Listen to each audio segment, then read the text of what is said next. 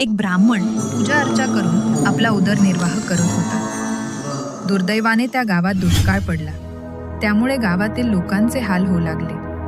ब्राह्मणाला रोजचे जेवणही नीट मिळण्याचे झाले. यापेक्षा मरण पत्करलेले बरे असा विचार करून तो जंगलात गेला. तेथे त्याने वाघाला पाहिले. ब्राह्मणाने विचार केला की या वाघाने मला जर खाल्ले तर त्याची भूक भागेल व माझीही मृत्यूची इच्छा पूर्ण होईल.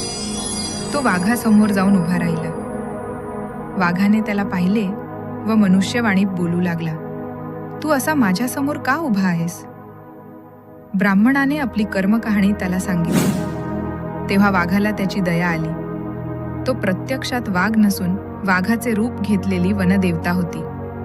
वनदेवतेने आपले खरे रूप प्रगट करून त्याला 1000 सुवर्णमुद्रा व धान्य दिले व बजावून भविष्यात कधीही आत्महत्येचा विचार करू नकोस असे त्याला परत पाठवले. ब्राह्मण आनंदाने घरी परतला.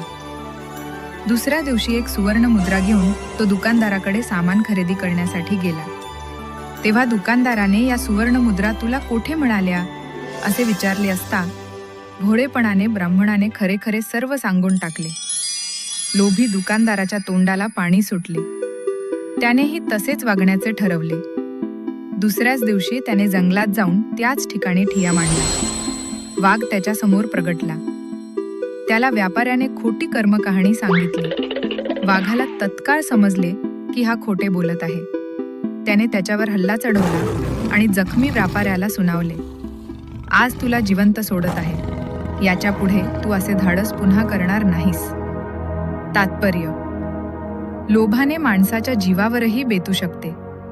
लोभ माणसाचे नुकसान करतो.